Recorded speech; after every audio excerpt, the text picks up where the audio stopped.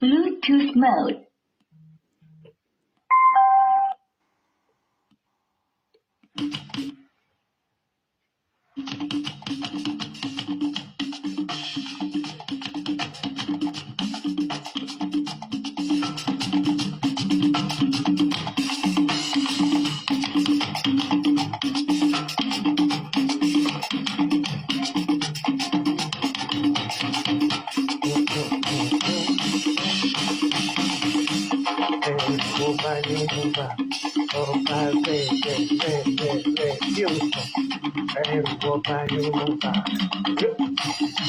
Aláṣẹ láyé, aláṣẹ lọ́run, Jèsáyà ní orúkọ rẹ̀, àti òkìtì lọ́run. Jèsáyà.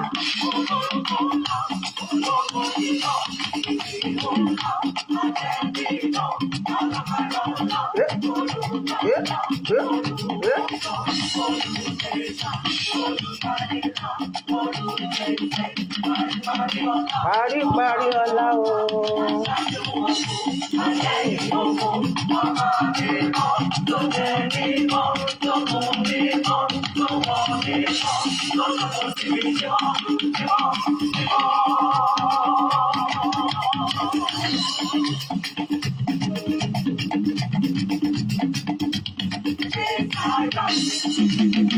Ẹ bá mi ṣá.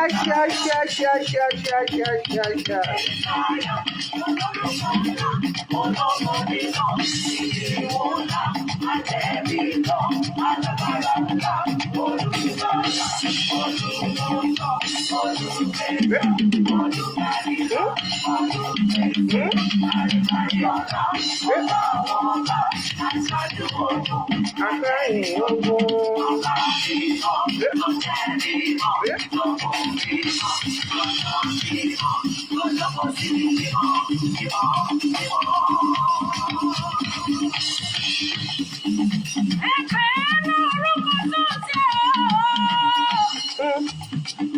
Ẹ bá mi pè é. Ikú tó pẹ́ lẹ́dìyẹ ó máa padà wá pé léwúrẹ́ yín tí Ọlọ́run ti ń bẹ tí orúkọ rẹ̀ ò sì yí padà láéláé.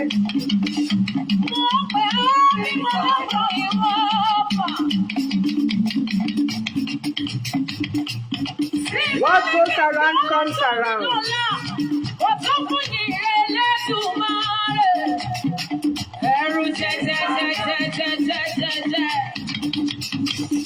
Your Majesty, Your Excellency,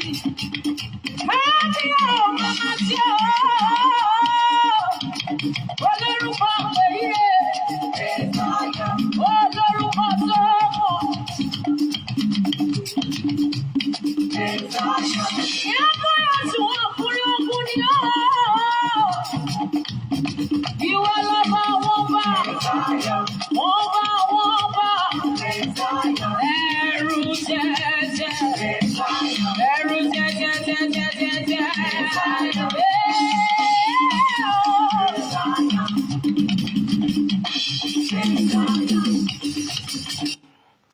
Hallelujah, hallelujah, hallelujah.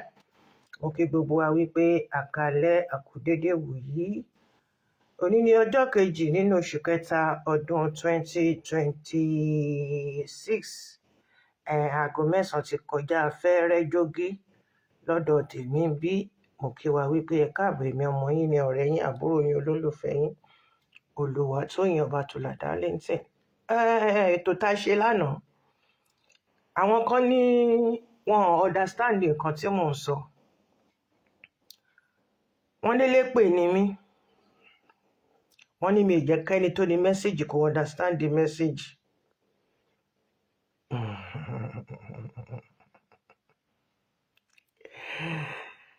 Lẹ́yìn àdúrà kí ló kàn? Èpè tó gbóná fẹlifẹli. Ẹni bá hùwà èpè á fún lépè. Ẹni bá hùwà àdúrà á súre fún. Bó ṣe rí nìyẹn. Ẹ jọ̀ọ́ ṣé ẹ rí mi dáadáa? Ó dàbí pé ojú mi ló funfun bí ẹ̀mí ìgbodò. Ó dàbí ẹni pé mo ti fẹ́ ra kù.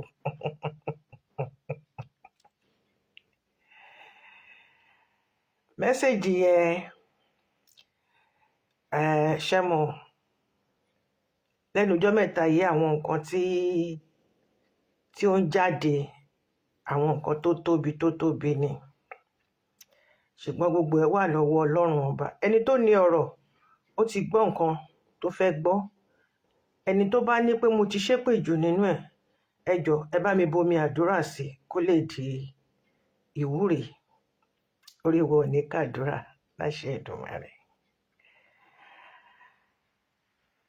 I would love people that are saying that some things that I'm not happy with. I want you to come online and see how wonderful and how easy it is to be doing a live program of this nature of mine.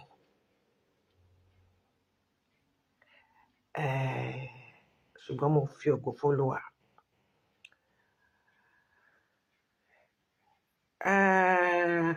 A dúpẹ́ lọ́dọ̀ Ọlọ́run ọba ọ̀gá ògo, ọba àṣekọ́mákù, and may the soul of Táíwò, ìkan nínú àwọn kí lórúkọ wọn ti ń jẹ́ orúkọ wọn yẹn ṣe bákan kíní kan brothers kì í ṣe àjọgbà Jésù àjọgbà ìkan náà àjọgbà Jésù yẹn ti lọ tipẹ́tipẹ́ ògúdù something ṣá Ọlọ́run ọba kó bá wa tẹ̀ sínú afẹ́fẹ́ ṣẹ́rí àwọn tó bá tí ì sìn mi máa ń fẹ́ máa dárúkọ wọn torí níbi tèmi sí wá ẹni tí wọn bá tí ì bò sílẹ̀ oníwọ̀nba nǹkan tá a gbọ́dọ̀ sọ nípa wọn ṣùgbọ́n gbogbo ẹ ti yọ Ọlọ́run. Ìkejì tó dẹ̀ fi sílẹ̀ Akẹ́yìndé gbẹ̀gbọ́n kọ́lọ́run jẹ́ kó ṣe ẹ̀gbọ́n pẹ́pẹ́pẹ́pẹ́ kó dẹ̀ ṣe bàbá fún àwọn ọmọ tí ìkejì ẹ fi sílẹ̀ kó má dá nìkan ṣayé kó má ìkejì ẹ kó má ṣẹ̀rù bá kó má wàá mú lọ ní yàjóyàjó ní orúkọ ti bàbá àti ti ọmọ àti ti ẹ̀mí mímọ́ àmín. Ètò tá a ṣe lánàá tí ó fẹ́ dàbẹ̀ ni pé a fẹ́ gbọ́ra wa yé ètò náà lọ sí ọ̀dọ̀ bàbá wa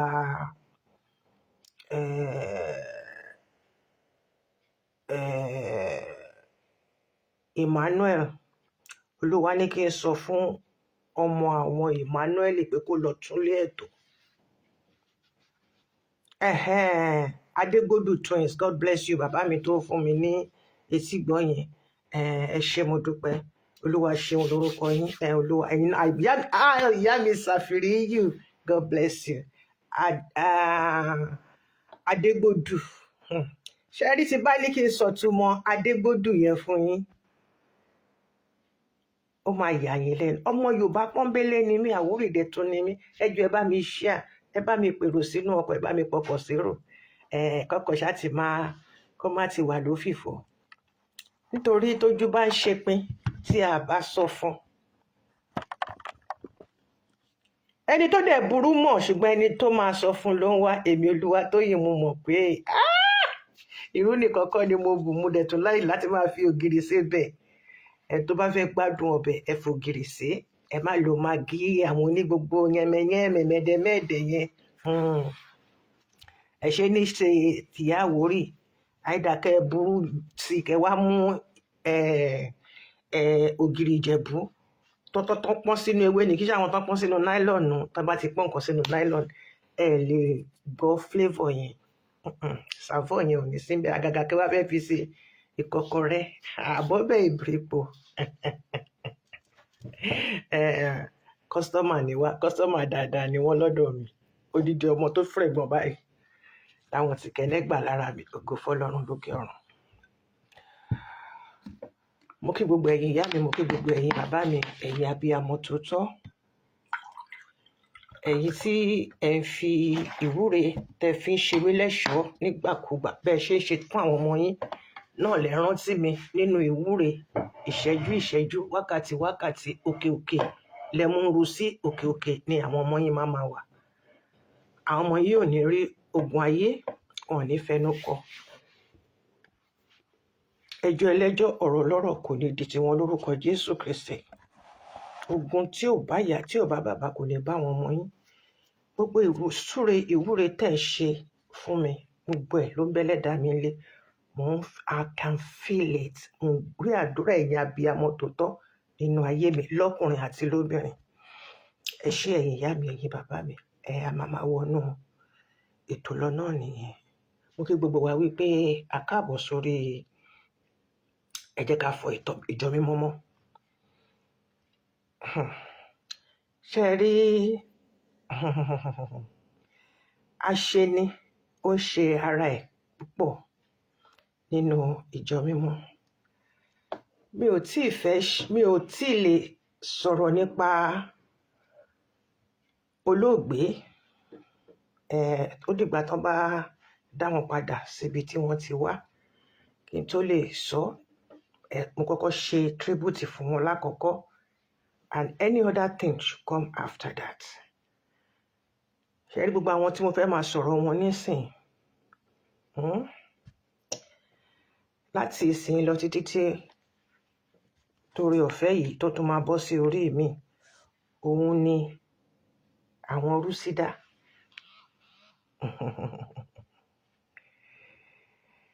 Àwọn rúsídà, àwọn tó rò wípé kò sí nǹkan tí àwọn ò lè ṣe. Ẹ jẹ́ kí n sọ fún yín, ẹ jẹ́ kó yé gbogbo wa, Ọlọ́run ọba Elédùmarè nìkan ni kò sí nǹkan tí kò lè ṣe o.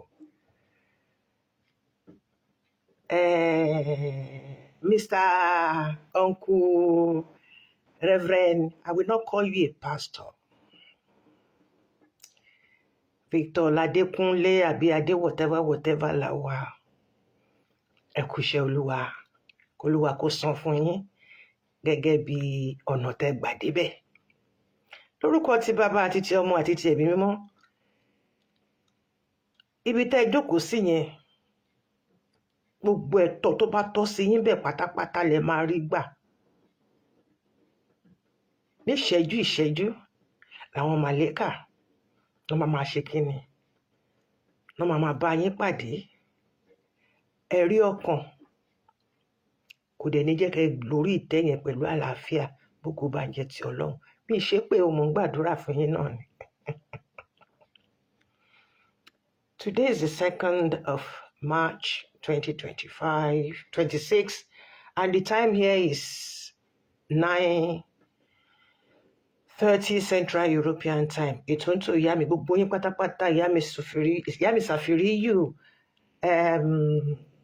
Sẹ̀kẹ̀, gbogbo yín pátápátá ni mo fi gbogbo ara kí yín tọwọ́tọwọ́ ni mo fi kí ẹ̀yin ìyá mi ẹ̀yin bàbá mi ẹ káàbọ̀ sórí ètò. Àtẹ̀yin tẹ́ comment àtẹ̀yin tẹ́ comment gbogbo yín pátápátá ni mo kí.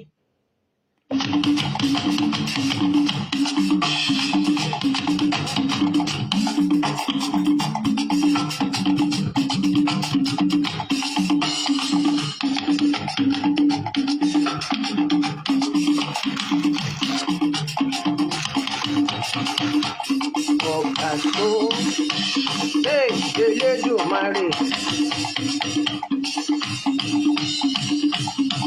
Ẹ wá gba ògùn tó dáa ní o, ògùn tó dáa. Eléyìí náà ń pè ní kọ̀nọ̀fù àbí eléyìí náà ń pè ní whatever.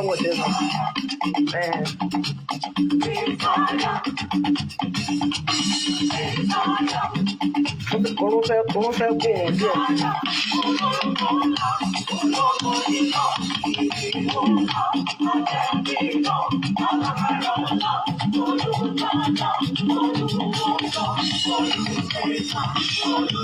Hallelujah, olùgbanilà, olùgbèjà, olùwónísàn.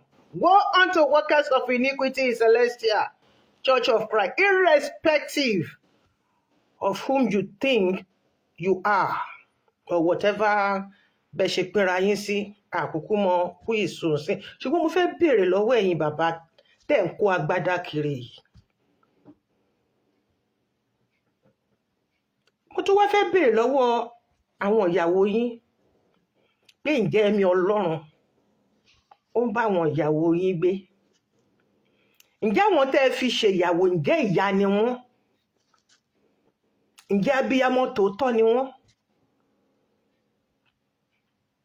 Àbí àwa náà gbọ́dọ̀ dórí ipò yẹn tipátìkúùkù láì kọ nǹkan tó máa jábọ́ látẹ̀yìn ẹ̀?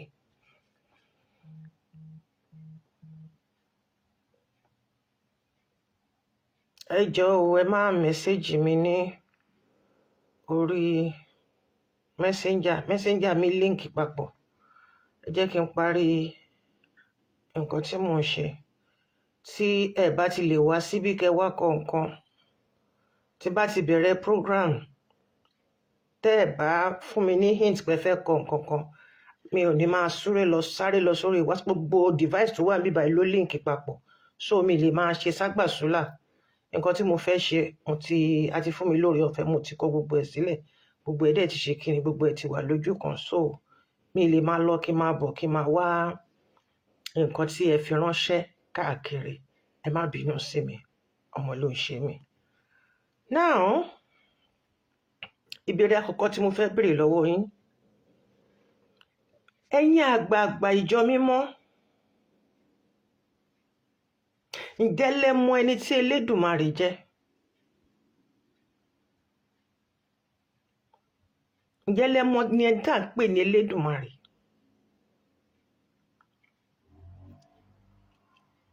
Ǹjẹ́ lẹ mọ ọmọ ẹ̀ náà, Jésù Kristi, tẹ́ ń pariwo? Are you really sure? Ṣé ẹ mọ ẹni tí Elédùmarè jẹ́? Ìbéèrè tí mo kọ́kọ́ fẹ́ bi wá nìyẹn.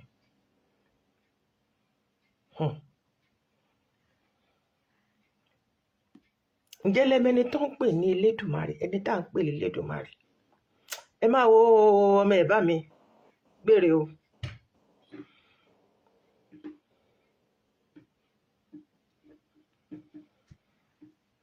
Ǹjẹ́ lẹ mọ ìtumọ̀ ọ̀tá ìjọ mímọ́ yóò lá erùpẹ̀ tó jẹ́ pé ẹ̀ẹ̀mejì, ẹ̀ẹ̀mẹ́ta, ẹ̀ẹ̀mẹ́wàá, 100 là ń sọ lójúmọ́, là ń sọ láàrin ọ̀sẹ̀, là ń sọ láàrin oṣù, là ń sọ lọ́dún. Àdẹ̀ tó máa tọ́ra wa jẹ́. Ọlọ́run ní jẹ́ kí mi bá yín tọ́ra mi jẹ́ o. Ẹ ní ọ̀tá ìjọ mímọ́ yóò lá erùpẹ̀, ẹ̀dẹ̀ tó wá ṣe kí ni? Àmì o Jésù. O ti ṣépè fún rẹ tó bá mọ̀.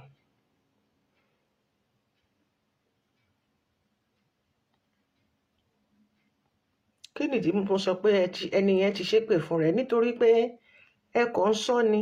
Ẹ rò pé ẹ kàn ń sọ̀rọ̀ lórí ahọ́n lásán. Àwọn áńgẹ́lì mímọ́ ń kọ wọn, ó dìbéèrè méjì o. Ta wá ní ìbéèrè kẹta nìyí o. Nínú ẹ̀yin the so-called pastor, reverend pastor, alágbádá fújà, tìpátìkùkù tẹ́ wá gbayé kan ṣíàn.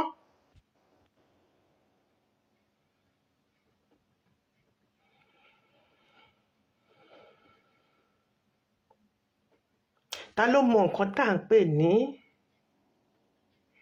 ìdílé ọ̀tá láti ọ̀run wá? Yorùbá yẹn kí ẹni tó bá lè tú.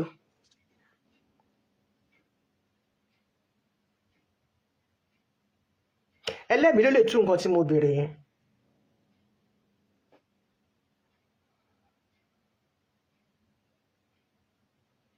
Ìdílé ọ̀tá. Ó dáa, ẹ jẹ́ ká sọ pé ìdílé ọlà, ìdílé ọlá, ìdílé ọlà, ìdílé ọ̀tá láti ọ̀run. Ẹni tó bá gba ìkan nínú mẹ́tẹ̀ẹ̀ta tí mo sọ yẹn, màá fún ní 10,000 naira.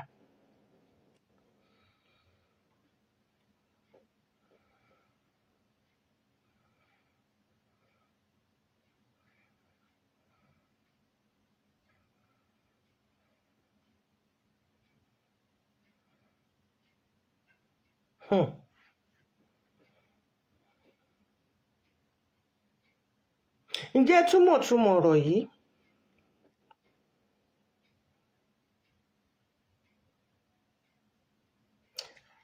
Àìsàn tí kò gbóògùn lẹ̀ ń gbé sọ́rùn kiri.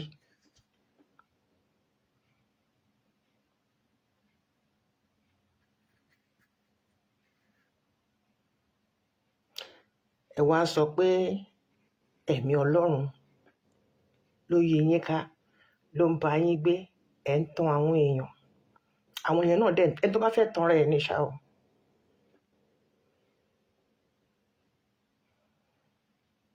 Ẹ̀yin ò mọ̀ pé tí ajá bá fẹ́ sán egungun, ó máa ń fìrù ẹ̀, ó máa ń fi lélẹ̀ ni. Ó mà ṣe, ó ṣe púpọ̀ láyé yín. Ẹ̀yin àgbà ìjọ mímọ́, sàdánkítì yín.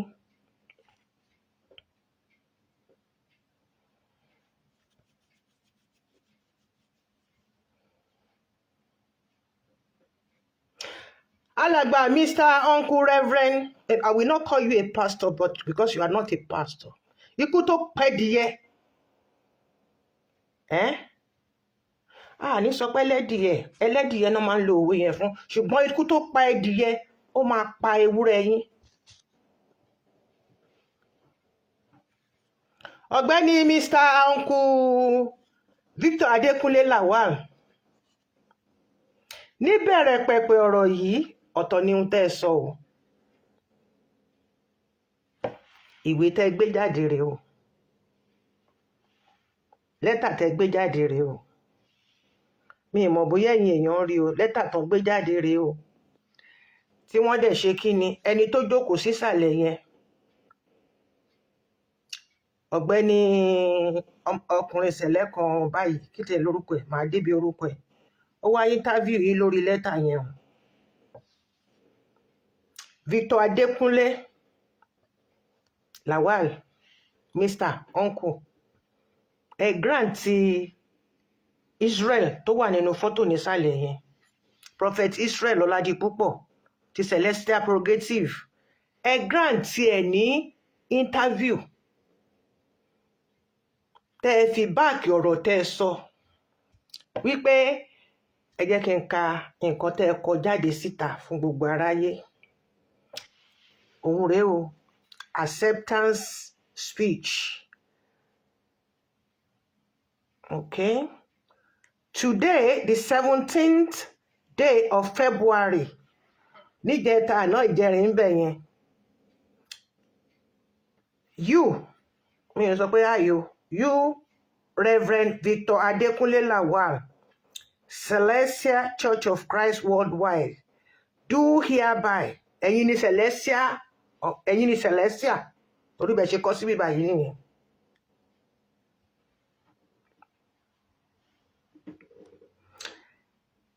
Ẹ jẹ́ kí n kọ́ bọ́n ṣe kà, ẹ jẹ́ kí n kà bọ́n ṣe kọ́.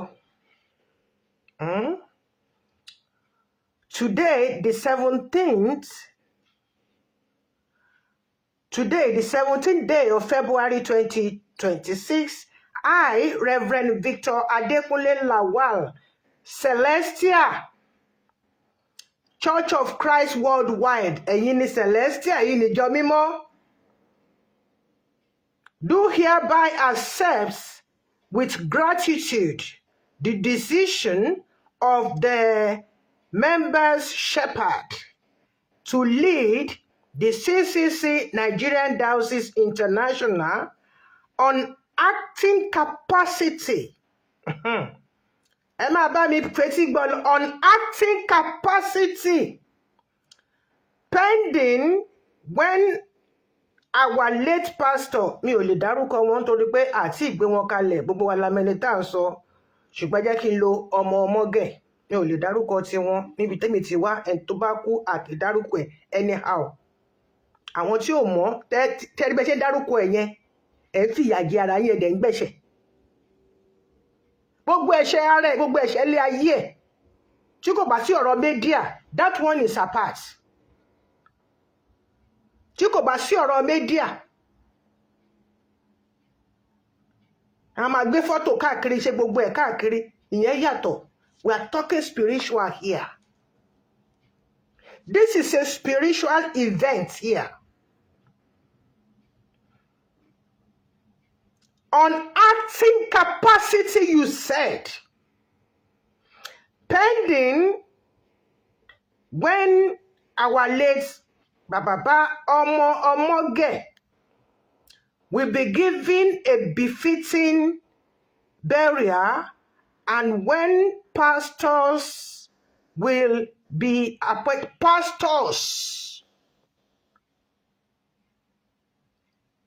when pastors will be appointed, so oníkálùkù lọ́rọ̀ jọjọ ni ẹ̀yin ṣé mo sọ fún yín sìn mo ní kú tó pa ẹlẹ́dìyẹ ó máa padà wá pe léwúrẹ́ tẹ́ ẹ bá lóṣù mẹ́ta ń bẹ̀ yẹn ẹnu mi ẹnu àṣẹ mi ò ní kíkú kó pa yín ṣùgbọ́n kó rí bẹ́ẹ̀ fún yín gẹ́gẹ́ bí èrò tẹ́ gbà àti gbogbo ọ̀nà tẹ́ gbà lórí ìjókòó yẹn sà.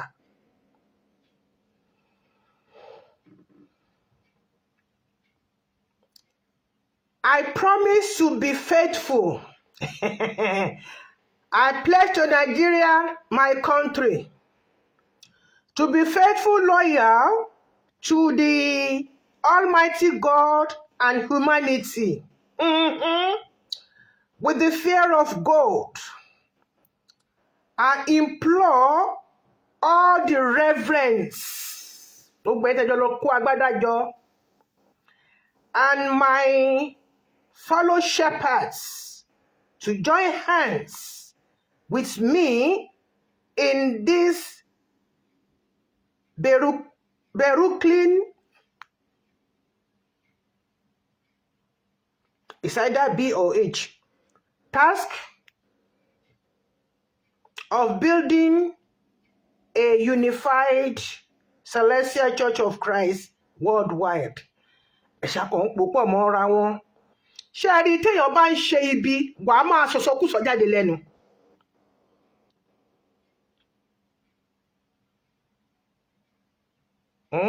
Ọmọ ṣíṣe ń rojú ọmọ àìṣe ń bẹ̀bẹ̀ ó débẹ̀ tó dápọn iwájú ò ṣe ń lọ ẹ̀yìn ò ṣe padà sí lọ̀rọ̀ tó wà nílẹ̀ yìí. Ẹ ti ń rókù olóògbé bẹ́ẹ̀ ní ti ń yọjú sí yín ó yìí máa yọjú sí yín jù bẹ́ẹ̀ lọ. Ẹ sì máa jẹ kó ẹ sì máa jẹ ẹ̀fọ́ tí olóyìí.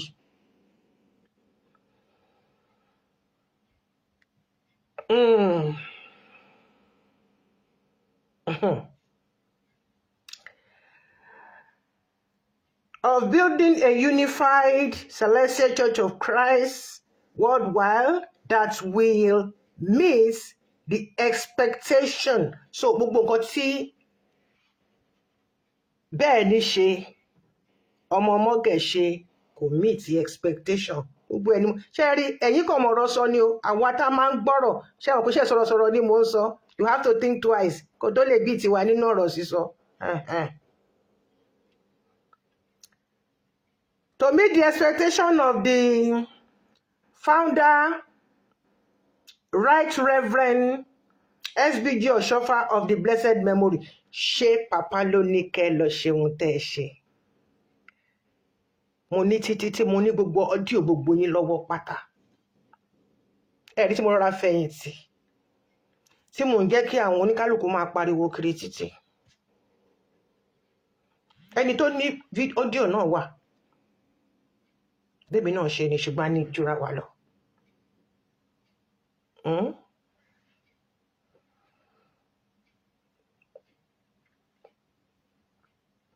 So help me God, amen. Long live Celestial Church of Christ worldwide. Long live Federal Republic of Nigeria. Date 17th day of February 2026. Signed, Reverend. Wọ́n ti ní kíní Reverend ni wọ́n lé already. Ṣé rí? Signature Igboho, uncle. Reverend Victor Adekunle Lawal, JP. Regional Diocese Head for LS, Lagos State, I think. Lagos State, Ogun State, and Ondo Ekiti. Ìyẹn ò tó yín.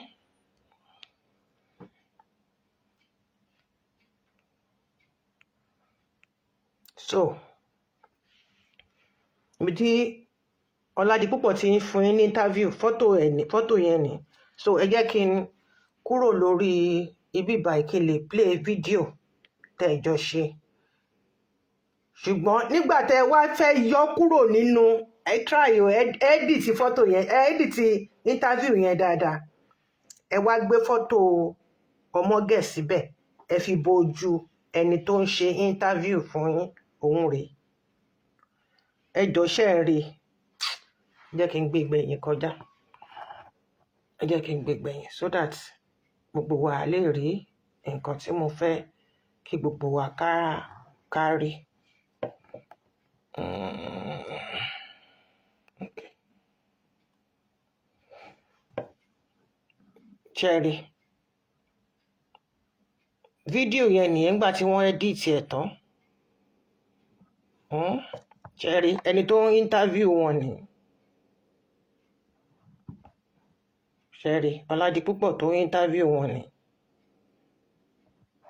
ẹni tó ń interview ni nígbà tó máa edit fọ́tò jáde wọ́n yọ Ọládipúpọ̀ kúrò ńbẹ̀ wọ́n gbé kínní Bẹ̀nì Ọmọgẹ̀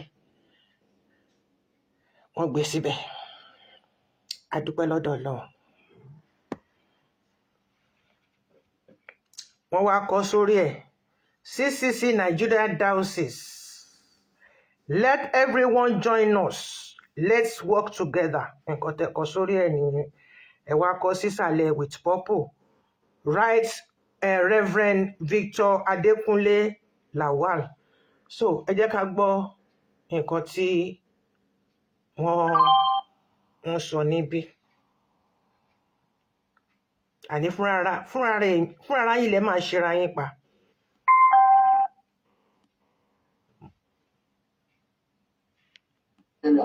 Dádì, gẹ́gẹ́ bí àgbà, kí ló ń wù yín tẹ́ fẹ́ kí gbogbo àgbáyé ṣàfihàn Celestial Worldwide?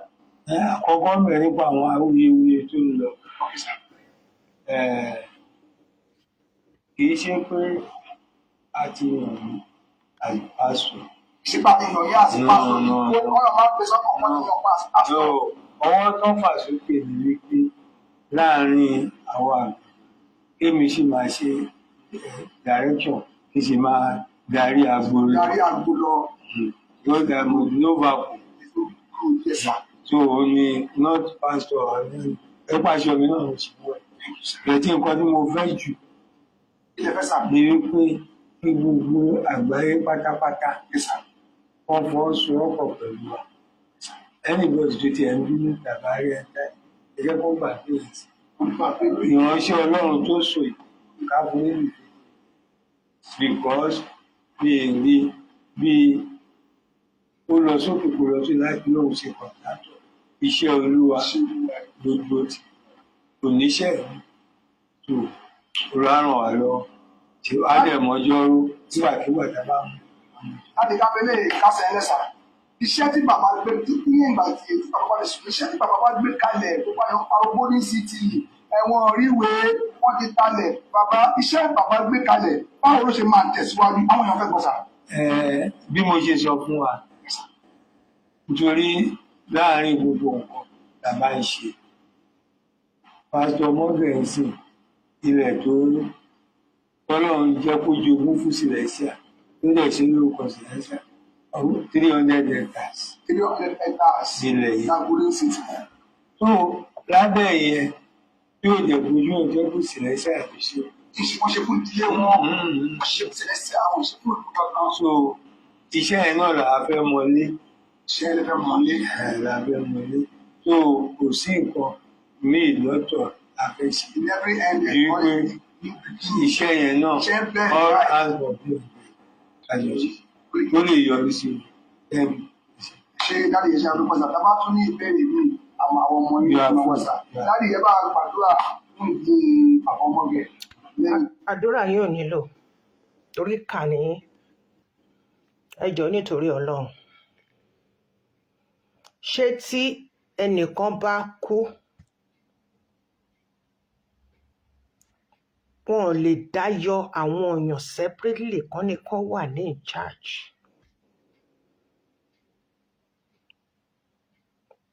Nítorí wípé ẹ̀rí wà lọ́wọ́ mi o tí mo dẹ̀ máa gbé jáde lọ́lọ́kan òjọ̀kan. Ẹ jẹ́ ká máa bà lọ. Lẹ bá sọ̀rọ̀ ànádì bá mi kílẹ̀ tó mọ́. àbí bẹ́ẹ̀ kọ́ ẹni tó kú tí ì dá padà sọ́dọ̀ ẹni tí ó rán wá sáyé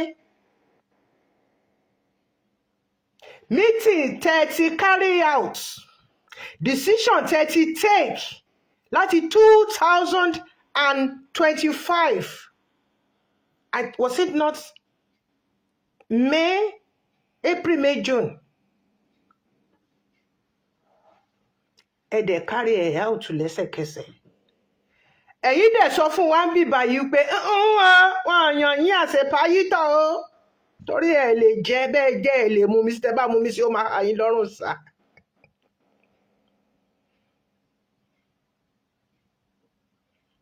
ẹ máa ṣunú nǹkan ìjókòó tẹ ìjókòó yẹn máa ṣunú ẹ̀.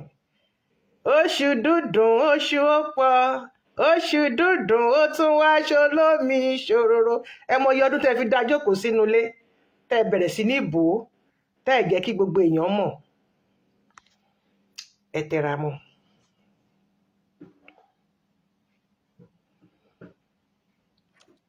lẹ bá bẹ̀rẹ̀ sí ní jubilate pé ó dìgbà bí fúnra ilẹ̀ sọ́ńbẹ̀ yẹn pé ohun tí tẹ bá ṣe ẹyẹ ìkẹyìn fún lẹ́sẹ̀ máa ṣe kínní lẹ́sẹ̀ máa ṣe tí ta ni páìtọ̀ ta ni ò páìtọ̀ ṣùgbọ́n ara yín ò lè balẹ̀ àfi ọwọ́ fọnà kan ó máa jó bèlè ni ara yín ò lè balẹ̀ níjọ́ mélòó síjọ́ mélòó ẹni tẹ́ tó yẹ kẹ́ ẹ ti sin ẹ sín ẹ gbé sínú fíríjì ńbẹ̀ ẹ̀dọ́nà kí ló dé tó jẹ́ pé téèyàn bá kú níṣẹ̀lẹ̀ bóyá jẹ́ pé ẹ̀ tiẹ̀ kì í ná ní téèyàn bá wà láyé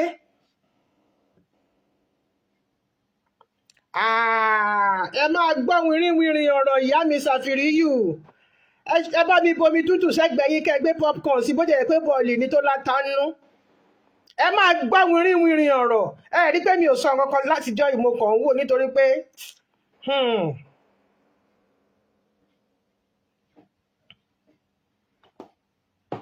ara yín ò balẹ̀ ẹni wọ́n yàn yín láti ṣe ètò ìsìnkú mo lókè náà ṣùgbọ́n gbogbo ọ́díò tí mo gbà pátápátá àti text message tí mo gbà pátápátá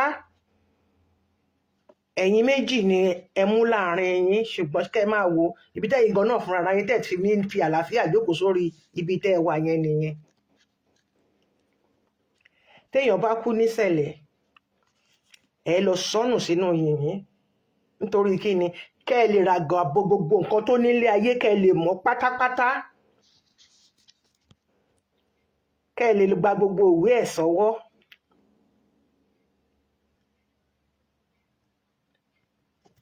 ọkọ tèmi ìdí tó fi wà nínú freezer for 12 days ni pé diaspora la wà kádẹ̀ tó ṣe gbogbo all the necessary thing lọ gba dọ́kúmẹ́ǹtì ní home office ṣe gbogbo ẹ̀ ó tó di pé agbedélé ìjọ́ kejì tó dẹ̀ délé la dá padà sọ́dọ̀ ẹni tó ti wá. pẹ̀lú gbogbo bá a ṣe sanwó lọ́wọ́ fún bí kò ní gbogbo a ṣe sanwó lé lórí pé a fi eérú fún eérú a fi yẹ̀pẹ̀ fún yẹ̀pẹ̀ ó sì tẹ̀lé èmi Olúwatóyìn Ọmọ́tádé ṣe àmọ́ kó sì tẹ̀lé mi délé.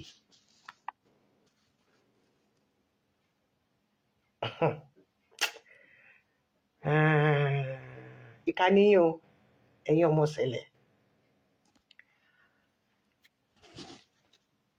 nígbà tí a ti ṣe yẹn fọ́kọ tèmi mo ti mọ̀ wípé this fold just go there for salvation of your life nothing else tó wáyé pé ṣẹlẹ̀ ni ìrìn àjò ẹ ló rọ̀ mọ́ fine tí ò bá rọ̀ mọ́ all well and good ṣọ́rọ̀ mi ṣòye wá all well and good but your salvation is an individual race. Make sure that you are taking good care of your salvation. bó lówó wàá kú, bó lówó wàá kú, bó jẹ́ pásítọ̀ wàá kú, bó jẹ́ pásítọ̀ wàá kú, bó lóko lábẹ́ wàá kú, bó lóbò lábẹ́ wàá kú, bó ní méjèèjì papọ̀ ilẹ̀ náà ló máa gba gbogbo ẹ̀. ṣùgbọ́n báwo ṣe lè bọ́lọ́run ẹ pàdé? súnmọ́ Ọlọ́run o, ọ̀rẹ́ kò lè súnmọ́ o. Ó fẹ́ràn rẹ o, Sátánì ló mú yapa, Sátánì kan ló mú yapa wá, ìwọ fúnra ẹ̀. Nígbà tó o bá ní ayọ̀ ọkàn, wàá yapa fọ́lọ́run ni. Ní ìtó yẹ pé ẹ̀yin ọ̀nkú Mr. Reverend Lawal tẹ́ ṣe.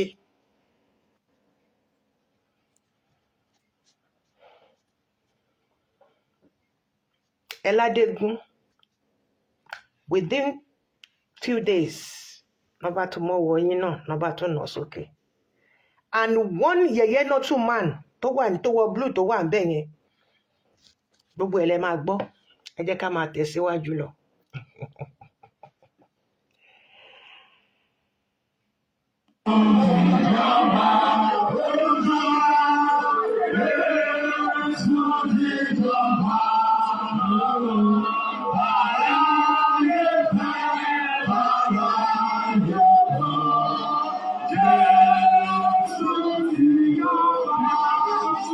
Ṣé ẹ ró ní glasses yẹn? Màá ṣàlàyé fún yín. Bẹ́ẹ̀ni, ẹni tó lo glasses bẹ́ẹ̀.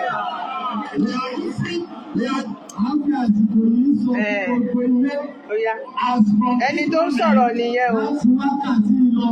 If anybody is going to address Nigerian houses here, tí ẹnikẹ́ni tó bá máa kí tó bá máa sọ̀rọ̀ nípa Nigerian houses, it will be addressed.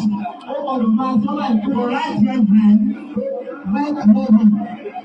Bishop Victor Adekunle Lawal Pastor CCC worldwide.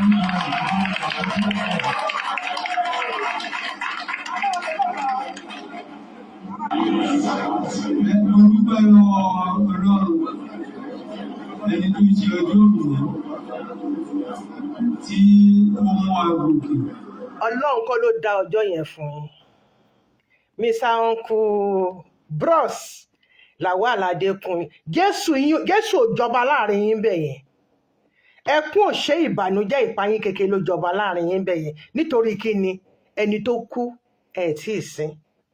Jésù ò jọba, Ọlọ́run ò lọ́wọ́ sí gbogbo nǹkan tẹ́ ṣe. Mr. Lawal, ẹ máa jẹ́ kinní kan sọ́nà bàbí ìsìn lọ́wọ́ àwọn ogun ọ̀run. Èmi ni mo pa nírọ̀ fún yín. Èmi Olúwatóyìn Ọmọ́tádé ṣe ẹ fún Ṣayọ̀ láti ṣẹ̀rí Ọlọ́fin múlẹ̀. Ọmọ igi gborogboro onígbò Ìjẹ̀bẹ̀, oṣù Àkẹsán ní mi ọmọ agbẹ̀bí òmù, èmi ni mo sọ bẹ́ẹ̀ fún yín, ẹnì ṣóńlẹ̀. Àfi tẹ́ ẹ bá jí tẹ́ ẹ bá fọwọ́ kún mi, omi máa dojú ìjà kọ yín. Ẹni tẹ́ ẹ rò pé ẹ ti yọwọ́ ẹ̀ kúrò nínú àwò yẹn, ó máa jà. Ó máa jà. Ṣé pósí 87 ni Tìbẹ́tàn rí? Wọ́n tún ti fi kún. Àwọn tí kò kàn mọ ọwọ́ tí wọn ò mẹsẹ̀ tán kàn ń tẹ̀lé yín sheepishly, àwọn làánú wọn ṣe mí.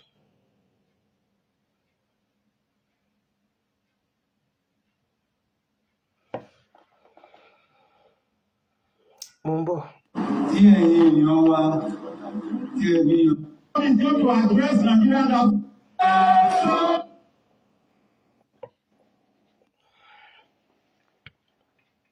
Ẹ wo ẹni tó lo glasses sójú ń bì báyìí. Ṣé ẹ rí ẹni yẹn, ẹni tó lo glasses sójú yìí? PA Ọmọgẹ̀ nìyẹn.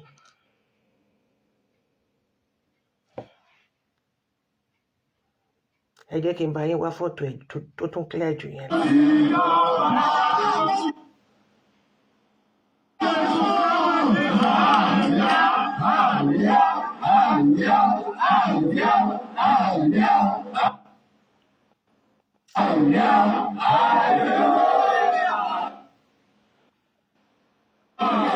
ayé mà le o.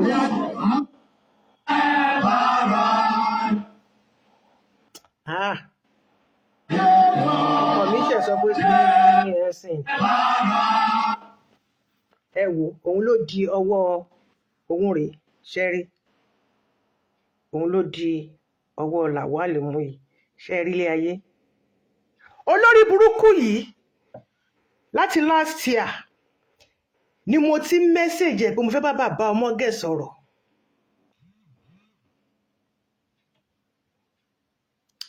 Bàbá Ọmọgẹ̀ ní ìgbàgbọ́ nínú ẹ̀, ó mú bí ọmọ, òun ni PA ẹ̀.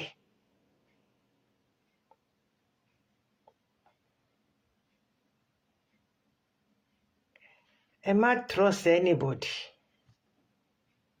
Òun gangan ló lo iṣẹ́ tí wọ́n tán lò, òun gangan ló lò fún bàbá yẹn. Since last year tí mo ti ń wá mo ṣe máa bá bàbá Ọmọgẹ̀ sọ̀rọ̀, ó block mi. Nígbà tí mo gbọ́ pé bàbá yẹn kú, mo jù sínú ọ̀rọ̀ ẹ̀, fọ́tò tán fi news yẹn, mo jù sínú box ẹ̀, ó dẹ̀ block mi. Mo ní congratulations, ṣìbó ti kú nsìn.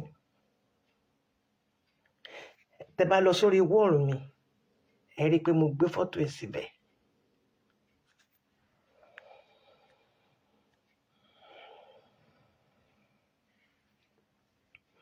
Evil people ló surround ìyàwó ẹ̀ náà kọ́kọ́ fi àìsàn dè mọ́lẹ̀.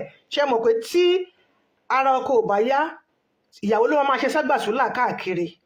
Wọ́n kọ́kọ́ mú ìyàwó ẹ̀, wọ́n kọ́ bẹ̀rẹ̀ sí ní fi nǹkan, wọ́n kọ́ sí fẹ́ bẹ̀rẹ̀ sí ní fi àwọn àrùn pẹ́pẹ̀pẹ́ tí kò fi lè ráyè jáde, tí kò fi lè títí tí woman ẹ̀ fi sick gan. Ó ṣẹ̀ wá pa ọmọkùnrin yìí, ó ṣẹ̀ wá parí iṣẹ́ yẹn sára bàbá yẹn. Bàbá yẹn dẹ̀ tún ṣe ń pè, bàbá yẹn tún ṣe ń bá a sọ̀rọ̀ pé òun fi gbogbo ẹ̀ sílẹ̀, òun fi gbogbo ẹ̀ sílẹ̀ fún Ọlọ́run. Bàbá yẹn mọ gbogbo nǹkan tí wọ́n ṣe, gbogbo nǹkan tí wọ́n fi ránṣẹ́ sí mi, bàbá yẹn mọ̀. Ọ̀rọ̀ pé ó jẹ́ prophet kò jẹ́ prophet, ṣé prophet nìyẹn? Gbogbo èèyàn ló ń wọ fọ́kànlá, gbogbo àwọn tó wà nínú barricade akọrin sìn prophet ni wọ́n, prophet and prophetess ni wọ́n. Tẹ́ bá wọnú parish kan sìn, tẹ́ bá máa ka ọmọ ọjọ́ 100, ẹ rí prophet and prophetess 85. Ẹ jẹ́ ká fi bẹ̀yẹn sílẹ̀.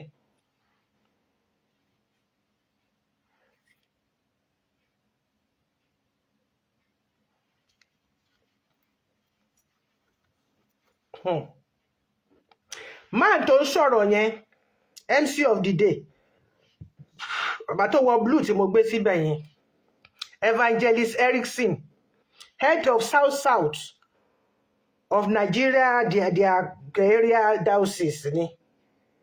Mo kí yín sà, ẹ kú iṣẹ́ Olúwa. Ẹ̀yin ní táwọn bá fẹ́ àdírẹ́sì Lawal, kọ́ máa fi right reverend ní sí, ẹ kú iṣẹ́. Ẹ máa para yín ní kọ̀ọ̀kan ni. All the way from Benin, wọ́n gbé yín wá láti wá kẹ́ wá showcase hypocrisy support yín, kùndùsì fún yín.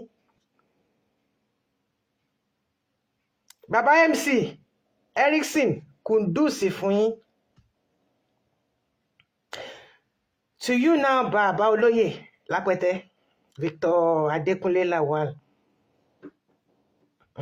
Ìgbà tí ẹ fi wé kà, a máa fi wé fún yín.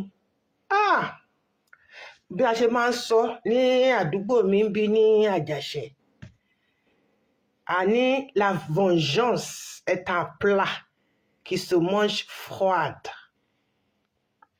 La vengeance est un plat qui se mange froid.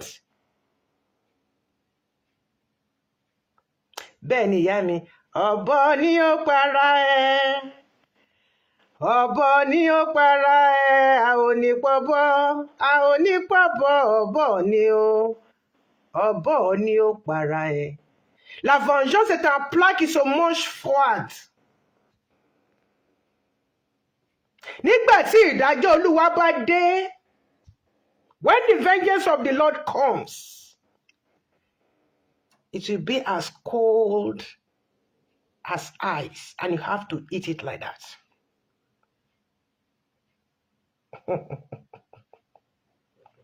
ìgbà tẹ́ fi wé kàǹsìn a máa fi sọ fún yín o. Wọ́n ní kẹ́ ẹ má tí ì sin òkú ẹ̀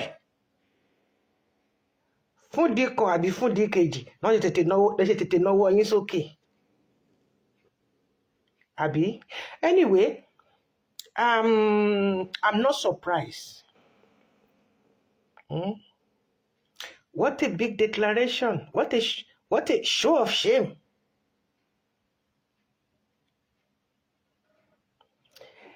Mr. Lawal, Uncle, Reverend, when, where, and how did God of Ijomimo declared you to become the new Nigerian diocese pastor?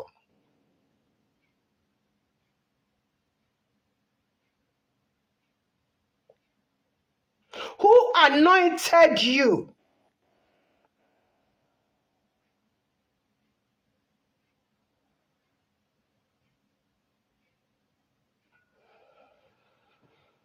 Ju àwọn tẹ́jọ jókòó tẹ́jọ ṣe ọbẹ̀ bí yìí lọ. Gbogbo yín lẹ̀dẹ̀ máa jẹ́ àjẹyó. Ṣé mọ̀ wípé ó níyàwó, ìyàwó yín náà á rí ìpọ́njú. Ṣé mọ̀ pé òun náà fọmọ wẹ́wẹ̀wẹ́ sílẹ̀, gbogbo àwọn ọmọ tí yín náà pátápátá ló máa rí ìpọ́njú àti ìnira. Psalm 109 mo fi bless ìdílé gbogbo yín tẹ́ lọ́wọ́ nínú ọ̀rọ̀ yìí ní kọ̀ọ̀kan lórúkọ Jésù Kristi ti Násárẹ́tì. Job 17 mo kà á fún yín láti ìsàlẹ̀ lọ sókè, látòkè lọ sàlẹ̀, láti àárín lọ sókè, láti àárín yẹn náà tó wá sísàlẹ̀ mo tún wá gbé padà lọ́nà méje.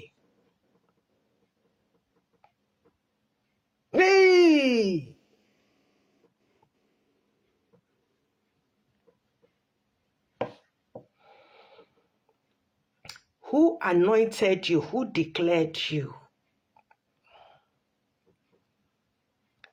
I pity your life and every single one of you involved in this charade, Mr. Lawal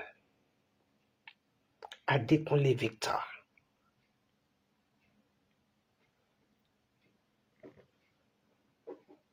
Who told you are going to be long on that seat? You were so eager to sit on, and you are still calling the name of God in vain. Anyway, you said it yourself from the information that I got. Pé tí ò bá tiẹ̀ ju just for 24 hours lọ,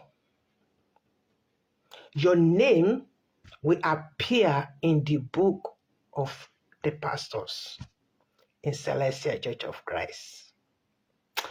Baba, ẹ lọ ka Psalm 109.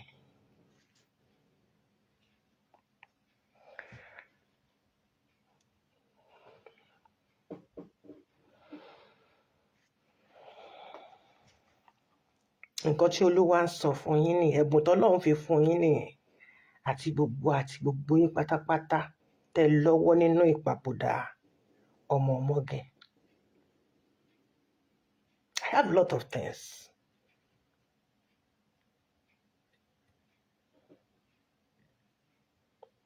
Different voice notes tí mò ń kà tó mi dẹ̀ ń bọ́ lójú mi.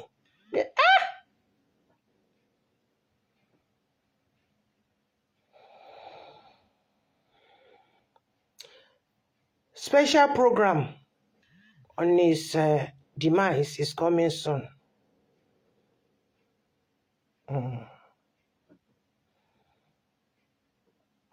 Ibi tí ẹ lọ tẹ́ ti lọ ṣe iṣẹ́.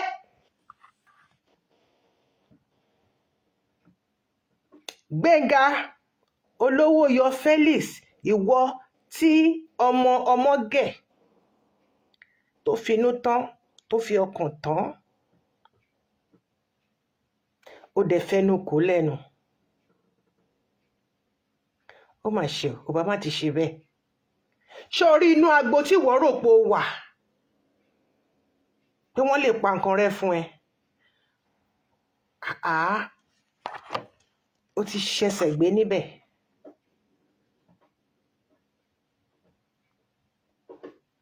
You really carried out that role very, very well as his personal assistant. You administer the substance into his drinks, his food, his clothes.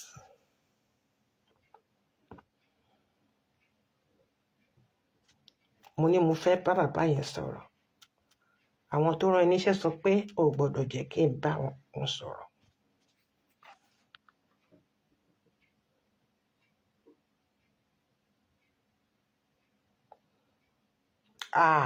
Pásítọ̀ méjì kan la ní o, pásítọ̀ pọ̀ ṣẹlẹ̀ o. Oníkálùkù ń pèrè ẹni pásítọ̀ ni. Pásítọ̀ tó wà ń ṣẹlẹ̀ ń sìn is about, ẹ jẹ́ kí n mú kéré. A máa rí 20 sí 25. Ṣùgbọ́n ọmọ ìgbére kan náà tún jáde sọ pé òun náà lọ́hun tó ń sọ̀rọ̀ fún pé kóun tún ní pásítọ̀. Gbogbo wọn ń jẹ yín, akòkòrò ń dà wọ́n láàmú. Ẹ̀yin 18 lẹ agree. Ìṣọ́kì o, ẹ má jẹ́ ìṣọ́kì yín o. Ẹni tẹ́ ẹ bá ti pé 18, ẹ nawọ́ ẹni tẹ́ ẹ fẹ́ mú torí ẹ ti rò pé ó máa kú kò dẹ̀ tètè kú. Ẹ ti ránṣọ àti ẹnì kíní àti ẹnì kejì nínú ẹ̀yin méjèèjì.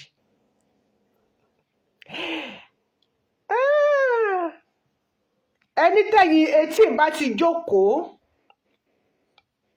ẹ nawọ́ ẹ sókè tó jẹ́ pé òun lè ṣe yìí. Ó kàn yẹ pé lára àwọn 18 yẹn bọ̀lọ̀ ló pọ̀ nínú wọn.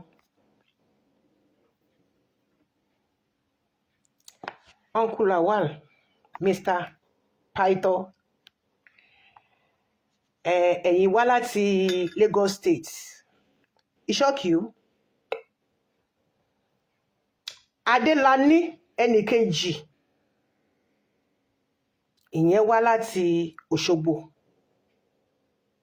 Mo mọ̀ọ́mọ̀ dárúkọ ẹ̀yin ẹnì kejì ní o, kẹ́ ẹ lè mọ̀ wípé ọlọ́mọ plenty. Mo ní ẹrù lọ́wọ́ tó dájú, tó dáńtọ́. I'm not a blogger. I'm a lady evangelist in Celestial Fold. Èmi nìkan ọjọ́gbọ́n tọ́lọ́run jù sí yín láàrin. Egungun ẹja tó dúró ságbédé méjì ọrùn yín. Kolokolo tá a so májá lọ́rùn. Ajá ò gbọ́dọ̀ sọnù. Kò dẹ̀ gbọ́dọ̀ di jíjẹ. Ẹ bá mi share program yìí. Ẹ gbádùn mi. Ẹ rí pé mo rọra ń tò ni. Mo ń tò lẹ́sẹẹsẹ. Ṣé ẹ rí pé mi sí nínú aṣọ ògùn wa?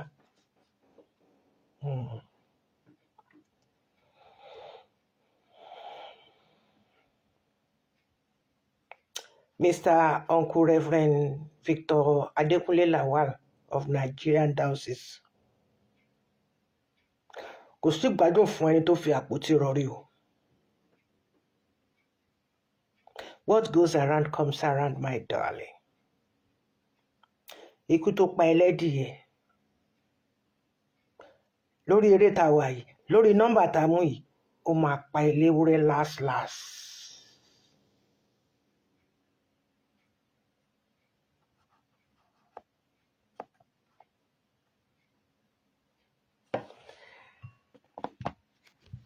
Ẹ jẹ́ ká dá dúró síbi. Torí àwọn èèyàn ní láti digest nǹkan tó wà ọ̀rọ̀ tí mo sọ yìí. Ṣé rí pé mi ò sí nínú aṣọ ogun wa, inú aṣọ ara ni mo wà. Àjọ èmi àtàwọn ọkọ ìtọ́mà mi, àjọ ń tẹra wa mọ́lẹ̀ ní dáadáa.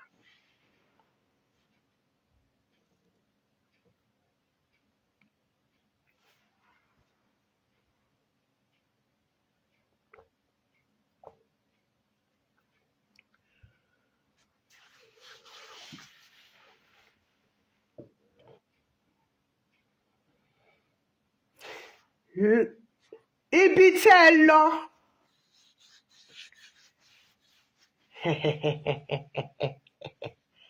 ẹ jẹ́ kí n fi yẹn sígbà mi. Gbogbo ìlérí àti májẹ̀mú tí wọ́n fún yín níbẹ̀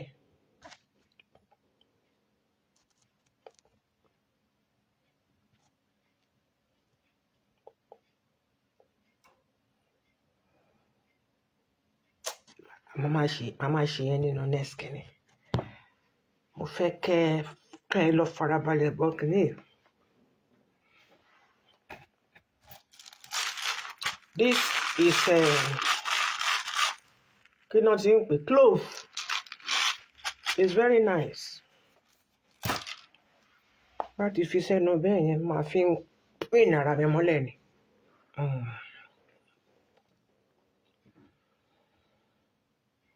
Ó dẹ̀ tún máa ń chase away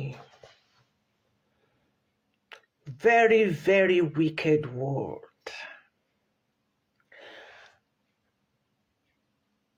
Ọmọgẹ̀ ó finú wénú ó jẹ́wọ́.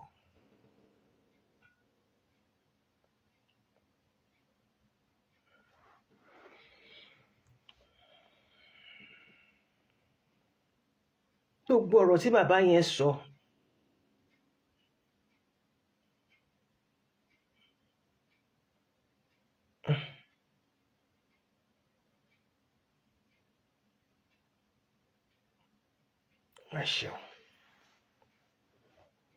I will not play it.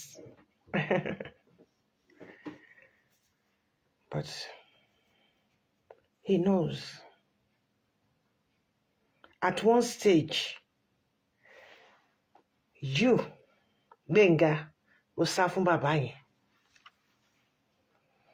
Bàbá yẹn láti máa béèrè lọ́wọ́ ẹ̀ pé kí ló dé tó sá fún un.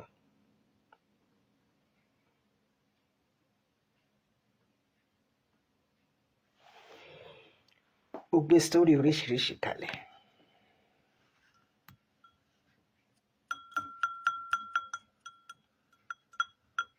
Ẹ dúró ná, kí là ń dù?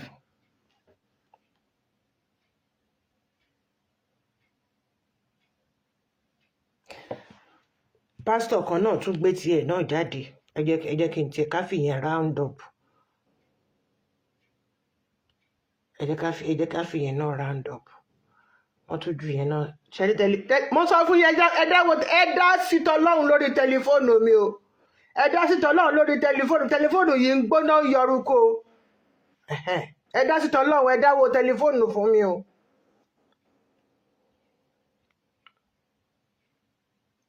Kẹ́ ẹ bá lè mọ̀ pé kò sí ọ̀rọ̀ Ọlọ́run nínú gbogbo iṣẹ́ tí gbogbo wọn ń ṣe ju pé kàríkà ṣọ́ọ̀bù yìí náà ni. Níbo ni mo sọ yẹn sí? Tí yẹn sọ pé táwọn èèyàn ò bá wá ní máàcì, tán bá wá sí ibi táwọn ti fẹ́ ṣèpàdé, àwọn máa fáìnì ẹni tí ò bá wá ní 20,000. Kí ni wọ́n ń tà?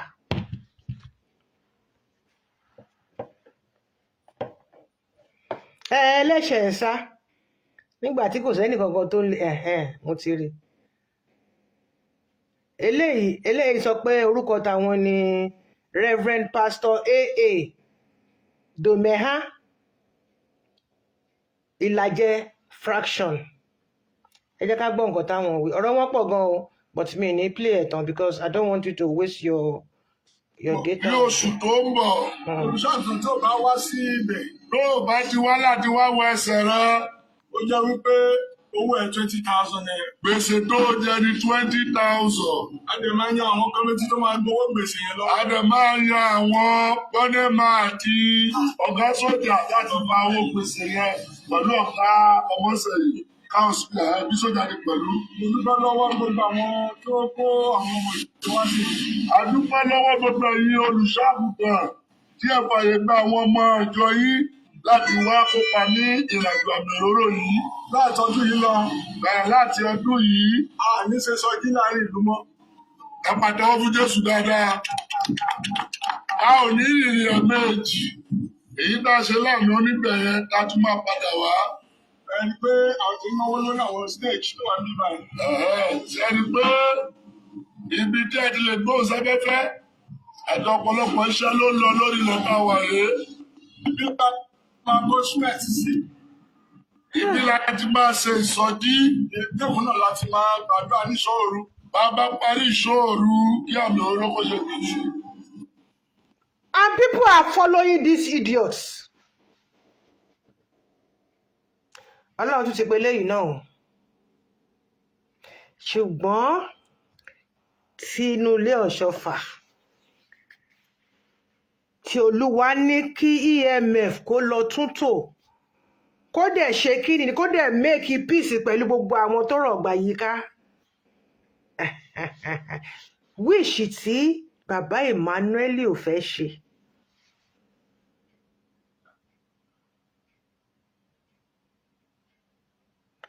Gbogbo ẹnu ni mo fi sọ. You said there will not be peace in Celestia while you are alive. Gbogbo ìta ń ṣe tá a fi ń ṣàánú yín ẹnu yín lẹ fi sọ. Ẹni báwo lọlọ́mọ plenty ṣe gbọ́ ẹ ṣáà máa wò mí. Etí ọba ńlé etí ọba lóko ọlọ́mọ plenty ló ń jẹ́ bẹ́ẹ̀ Lady Paul.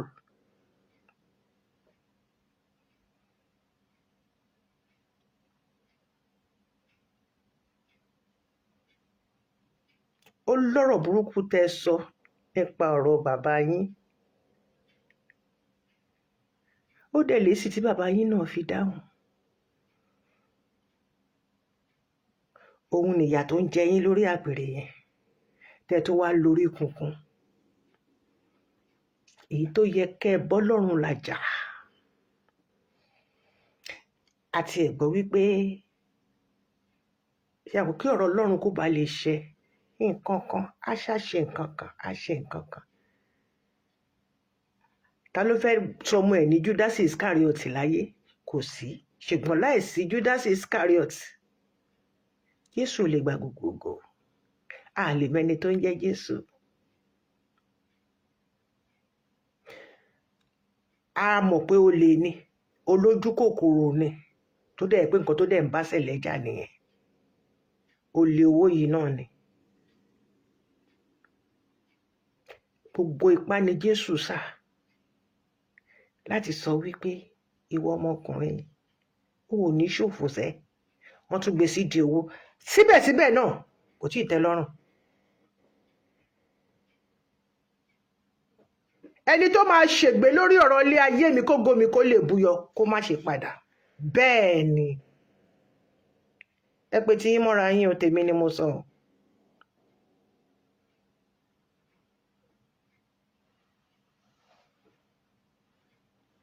Kí ni nǹkan tán fi tàn yín wá? Bàbá tẹ́ ẹ sọ pé bákan apó tó máa pòrò kíní kan òfurà gbọ̀n orúkọ ẹ̀ náà ni wọ́n lò tán fi mú yín wá kọ́rọ̀ Ọlọ́run kó lè ṣẹ.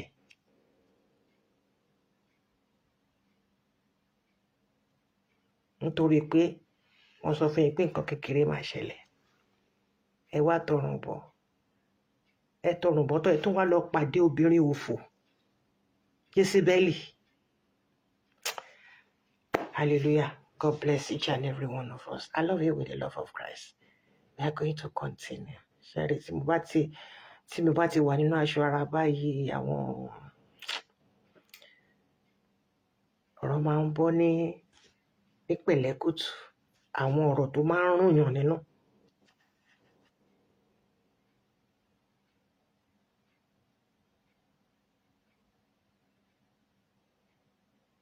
Ṣé ẹ rò wípé túlétúlé tọrọ bò kú lójú ni mí? Ṣebí ọmọ ọlọ́mọ kan ni wọ́n mú ẹsẹ̀ tí wọ́n fi dájọ́ ìjọ mímọ́ yìí tó fi dúró.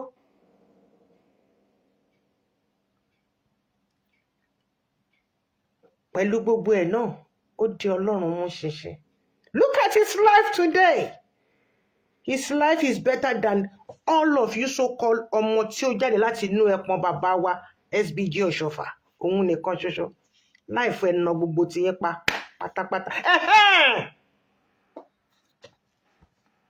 Ẹ má rò pé mo gbàgbé o, torí gbogbo yín tí mo dárúkọ papọ̀ sí yìí náà ni.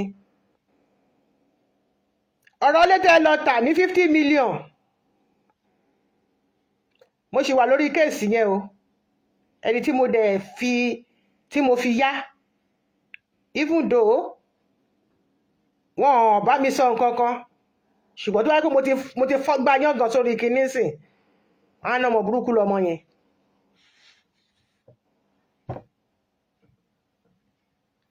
mo tún máa ju díẹ̀ sílẹ̀ nínú nǹkan nínú information tó wà lọ́mi màá tún wá ju díẹ̀ sílẹ̀ lórí ọ̀rọ̀ 50,000 ilé tẹ́ lọ tà ní Mẹ́kọ.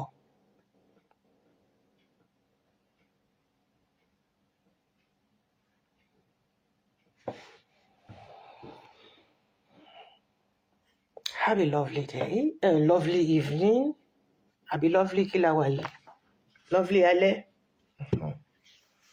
Have a lovely alẹ́. Part 2 of this one. Part 3. 1, 2, 3. Yeah, I would divide the remaining into 2. Tó bá ti gùn jù, màá divide it into 3. Déètì wo náà? Ṣé mo déètì tó máa ṣe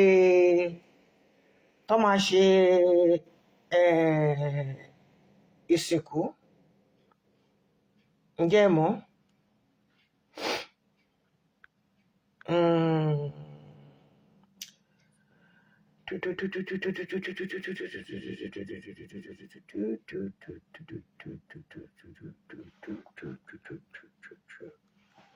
What is this?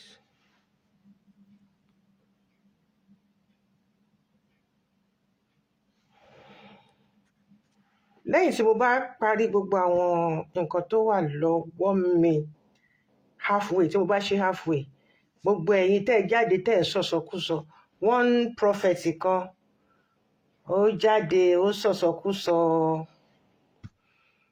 ó ní pẹ́pẹ́sẹ́ ọmọgẹ̀ ló pa bàbá kinní kan torí pé ẹ̀yìn Pascal ló wà, ìyẹn ọmọọṣẹ́ Gebu Evans. Ẹnìkan tún wà tó tún jẹ́ Pascal pásítọ̀ tó láwọn náà wọn ga jù báyìí lọ. So ẹ̀yin tẹ́ béèrè pé pásítọ̀ méjì ní pásítọ̀ méjì ìṣẹ̀lẹ̀ pásítọ̀ ta ní pàìtọ̀ pọ̀. Gbogbo ẹ̀ náà lórí owó àmì òróró yìí ni. Mi ò dẹ̀ lè bá wọn wí tí ò bá sẹ́yìn tẹ́ ń lọ tẹ́rí sábẹ́ wọn. Ẹ máa fowó gbà mí òróró, ẹ máa fowó wọ mọ́tò lọ, ẹ máa fowó gbabi tẹ́ máa sùn, kò sí bathroom, kò sí tọ́ílẹ̀tì. Tẹ́ bá fẹ́ lọ sí tọ́ílẹ̀tì ẹ máa sanwó, tẹ́ bá fẹ́ lọ sí tọ́ílẹ̀tì, tẹ́ bá fẹ́ lọ sí number 1 ẹ máa sanwó, tẹ́ bá fẹ́ lọ number 2 ẹ máa sanwó, tẹ́ bá fẹ́ wẹ̀ ẹ máa sanwó. Owó wọn dẹ̀ lọ ní according to gogoro oògùn. Tó bá pé wọn number 1 lẹ fẹ́ ṣe ìyẹn ìtọ̀, I think that one is 200. Tó bá pé number 2 tẹ́ fẹ́ gbọ̀nsẹ̀, that one is 400. Tó bá pé ẹ fẹ́ wẹ̀ ni ìyẹn lọ sí 500 to 600. Ẹ wo iye ọjọ́ mẹ́ta tẹ́ máa lò, ṣé ẹ̀kan péré lẹ fẹ́ lọ sí tọ́ílẹ̀tì ni. We are slaves to religion in Nigeria. Bó lọ sí chọ́ọ̀chì. It's very tall ni. Ẹ bá ń gbọ́ agoro, àwọn náà ń jẹ́ bẹ́ẹ̀. Fìlà tí wọ́n yẹn fìlà tó ń tiẹ̀ ń dé yẹn àfi bí pósí. Àbí bí ẹni kí náà pè ẹ̀kú tó bá bu fùfú tó kán tó wọ́n á fi gó ilé lórí báyìí.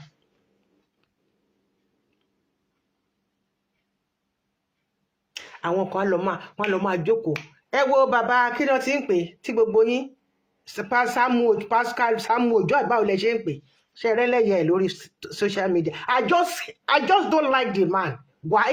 Because ariwo tó máa ń pa tó bá sọ pé òun gbàdúrà yẹn máa ranjú máa gbàdúrà máa ṣe kí ọlọ́run ọba òróró etí ọlọ́run ọba òdì tí bá gbàdúrà mi níbi tí mo ti wà nínú tọ́ílẹ̀tì mi tó yẹ pé pàfíìmù oríṣiríṣi ló ń ta sọ́nsọ́nsọ́nsọ́ ń bẹ̀ tí bá fi ọkàn mi pé ọlọ́run á dá mi lóhùn.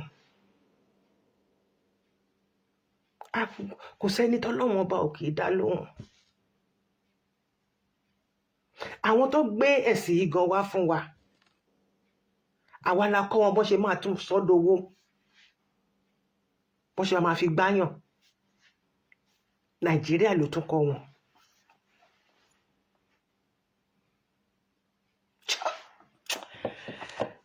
Hallelujah, hallelujah, hallelujah, hallelujah, hallelujah, hallelujah, hallelujah. Èmi ò tiẹ̀ mọ èyí tó jẹ́ bẹ́ẹ̀ I think it's Taiwo Òjó. Let me look for the I think it's bàbá náà torí ẹ̀ pa báyìí. Bàbá yìí orí ẹ̀ pa. Oríṣiríṣiríṣiríṣiríṣi wọ́n ti sẹ́ndì sí sórí kinní mi. Even gan Esabod gan ti ṣe prógráàmù lórí ẹ̀. Esabod gan ti ṣe kinní lórí ẹ̀. Ẹ wò ó.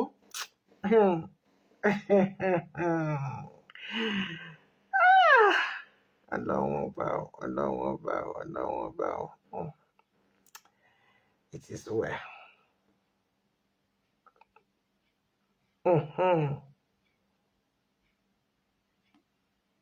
Iṣẹ́ ìwú mi ṣe. Wèrè. Táíwò Iṣẹ́ Òjó. rẹ̀ ní wù mí ṣe. Mo fẹ́ wo nǹkan kan fẹ́ ti náà bọ̀ lẹ́kùn. Ṣé ń gbọ́? Mo fẹ́ mọ owó agbára tó ń lò. Nígbà táwọn kò pásọ ẹ̀ tí mo lè wọ́n pẹ́ yìí náà wù mí lé mi. Ẹ rò pé ẹ lè ní mi níṣẹ́ gbọ̀ngbọ̀ngbọ̀n. Mi ò ṣiṣẹ́ ẹ̀ṣẹ̀. Evidence torí mọ̀lẹ́ mo ní ojú fótó rẹ̀ wá. Mi ò ní kó ẹ sí yà pẹ̀lú wọn rẹ̀. Ìwọ tó ń pè ní ọ̀rẹ́ Táíwò yìí. Ìtọ́kùdájọ́ mo rí yín pọ̀ mọ́ wò pé tí nìkan bá ti wá ṣiṣẹ́ Táíwò ń gbà yẹn mo fẹ́ fojú sí. Mo wò pé mo fẹ́ fojú sí. Mo mọ̀ pé ọmọ tí mi fi ṣiṣẹ́ wòlíì tó gbéṣẹ́ wà nìbàdàn ọmọ tí mi fi ṣiṣẹ́ sórí tiẹ̀ náà ò dáa. Sórí ẹ̀ ò dáa.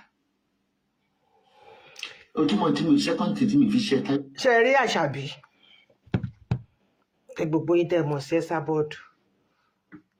Ó máa ń sọ àsọdùn. Ó máa ń ṣe àràbù. Ṣóyé yín? Ó máa ń ṣe àràbù. Nígbà tó sọ pé Ọ̀nìrìṣà ó já pátá mọ́ ẹ nídìí. Ó tún sọ pé tàtún ni òun ti dó kí ló sì ń jẹ́ bàbá wa Tinubu pírẹsidẹ́ǹtì. Olóhùn ti fa John Thomas wọn sábẹ́ rí. So eléyìí tó ń sọ yìí, people should not listen 100% to all the àjàsà tó ń fi sí. Ẹ jẹ́ kẹ́lòmíì sọ nǹkan tó ṣẹlẹ̀, then you can pick.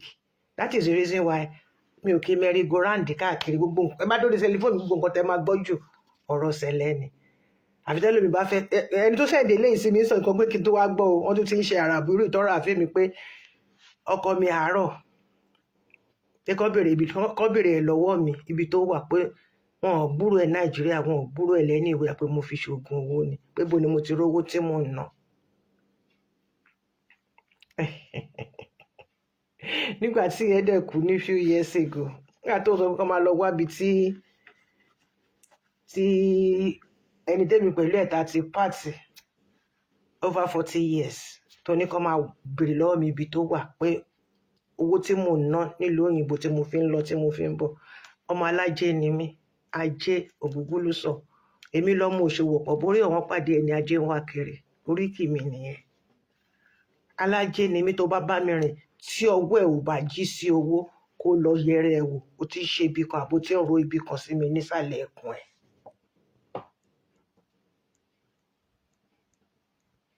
Gbogbo àwọn èèyàn bẹ̀rẹ̀ sí ní gbé káàkiri, wọ́n ń gbé kiri, wọ́n ń gbé káàkiri, wọ́n ń gbé kiri. Ó ní ọkọ ìyá mi ni mo lóyún fún, ni mo sá kúrò Nàìjíríà, gbogbo wọn bá bẹ̀rẹ̀ sí ní pín kiri.